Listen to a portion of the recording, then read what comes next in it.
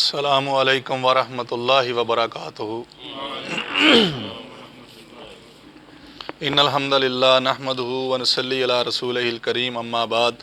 اعوذ باللہ السمیع العلیم من الشیطان الرجیم من حمزہ ونفخہ ونفثہ۔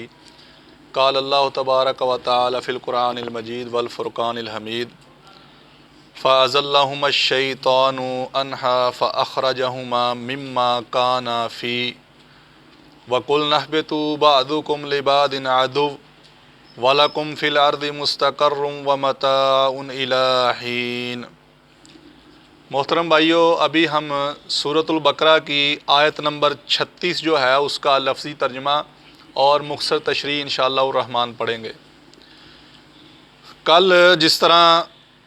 ہم نے ذکر کیا آیت نمبر 35 میں اللہ رب العزت نے آدم علیہ السلام کو اور ان کی بیوی اماں حوا کو جنت کے اندر سکونت اختیار کرنے کے لیے کہا، اور پھر ساتھ میں یہ شرط رکھ دی کہ ایک درخت ہے اس کے تم نے پاس نہیں جانا، وہ حرام کر دیا اس کے پاس جانا۔ تو اب اللہ رب العزت آگے فرما رہے ہیں فَأَزَلَّهُمَا الشَّيْطَانُ، پس پھسلا دیا ان دونوں کو الشیطان، شیطان نے، انہا اس سے، فَأَخْرَجَهُمَا، پس نکلوا دیا ان دونوں کو، مما اس چیز سے، کانا تھے وہ، فیہ جس میں، وَقُلْنَا اور کہا ہم نے، اِہْبِطُوا اتر جاؤ، بَعْضُكُمْ بعض تمہارا، لِبَعْضٍ بعض کے لیے، عدو دشمن ہے، وَلَكُمْ اور ہے تمہارے لیے، فِی الْأَرْضِ زمین میں، مُسْتَقَرٌّ ٹھکانہ، وَمَتَاعٌ اور فائدہ اٹھانا، إِلَىٰ حِین ایک مدت تک۔ جب حضرت آدم علیہ السلام کو اور اماں حوا کو اللہ رب العزت نے جنت کے اندر ٹھہرایا، جنت میں ان کو رہنے کے لیے جگہ دی، اور ان کو کہا کہ وہ باب فراغت جنت میں سے کھائیں جہاں سے دل کرتا ہے، جتنا دل کرتا ہے، تو ساتھ میں اللہ نے ایک شرط رکھ دی، وَلَا تَقْرَبَا هَٰذِهِ الشَّجَرَةَ، کہ اس درخت کے قریب بھی تم دونوں نہ جانا۔ تو پھر شیطان چونکہ دشمن تھا، اس نے حضرت آدم کو نہ سجدہ کیا اور بلکہ تکبر کیا اور کافروں میں سے ہو گیا، تو اس نے اپنے اندر بغض رکھا اور حضرت آدم کے ساتھ دشمنی جو ہے وہ اس کو مول لے لیا۔ تو جب آدم علیہ السلام کو اللہ نے جنت میں جگہ دے دی، تو شیطان ابلیس نے کیا کیا کہ آدم اور ان کی بیوی اماں حوا کو وہ وعدہ جو اللہ نے ان سے لیا تھا،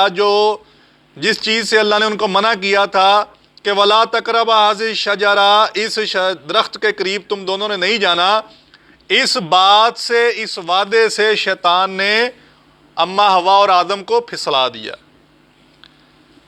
اور انہوں نے کیا کیا، فَأَزَلَّهُمَا الشَّيْطَانُ، پس پھسلا دیا ان دونوں کو شیطان نے، یعنی ان سے بھول کروا دی،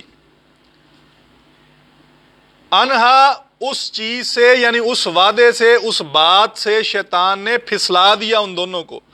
فَأَخْرَجَهُمَا، پس نکلوا دیا ان دونوں کو، یعنی وعدے سے اور بات سے پھسلا بھی دیا، اور پھر ان دونوں کو نکلوا بھی دیا، کہاں سے، مما اس چیز سے، کانا وہ تھے، فیہ جس میں، یعنی جنت میں، جہاں وہ رہ رہے تھے، جہاں سکونت اختیار کی گئی تھی، وہاں سے شیطان نے مکاری کے ساتھ، دھوکے کے ساتھ ان کو پہلے اس بات سے، اس وعدے سے پھسلوایا، پھر ان کو جنت سے نکلوا دیا۔ اللہ رب العزت نے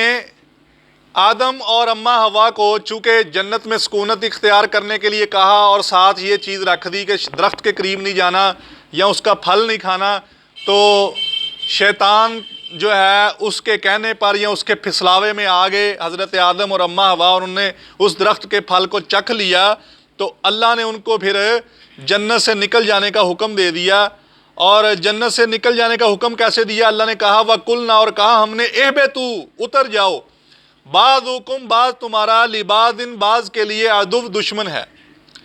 یہ بات ثابت ہو گئی کہ جنت جو تھی، جو جنت ہے وہ آسمانوں کے اوپر ہے، اسی لیے تو اللہ نے کہا کہ اتر جاؤ، یعنی زمین کی طرف اللہ نے اترنے کا حکم دے دیا۔ حضرت ابو ہریرہ رضی اللہ تعالیٰ عنہ بیان کرتے ہیں، صحیح مسلم کے اندر حدیث ہے، آقا علیہ الصلوۃ والسلام نے فرمایا کہ جس دن سورج طلوع ہوتا ہے سب سے بہترین جمعہ کا دن ہے، اور اسی دن حضرت آدم علیہ السلام کو پیدا کیا گیا، اور اسی دن یعنی جمعہ کو حضرت آدم علیہ السلام کو جنت کے اندر سکونت اختیار کرنے کا کہا گیا، اور اسی دن جنت سے نکالا گیا۔ یہ صحیح مسلم شریف کی حدیث ہے۔ اللہ رب العزت نے پھر کیا کہا کہ اتر جاؤ، یعنی جنت سے نکل جاؤ، زمین میں اتر جاؤ۔ بعضکم بعض تمہارا لبعض بعض کے لیے عدو دشمن ہے۔ اس سے یہ چیز ثابت ہوتی ہے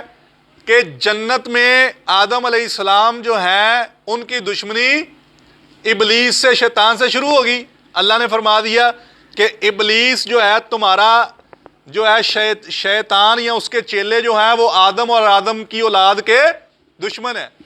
اور اس سے ایک چیز یہ بھی ثابت ہوتی ہے کہ آدم کی اولاد ہی آپس میں ایک دوسرے کی دشمن ہے، جو کہ حضرت آدم علیہ السلام کے دو بیٹوں کا واقعہ کہ حابیل اور قابیل، انہوں نے ایک دوسرے کو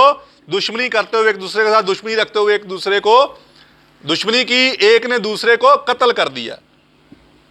پھر آگے فرمایا اللہ نے وَلَكُمْ، اور ہے تمہارے لیے، فی الارض زمین میں، مستقرن ٹھکانہ، یعنی کہ اب تمہارا ٹھکانہ ہے وہ جنت نہیں ہے، اب تمہارا ٹھکانہ کیا ہوگا؟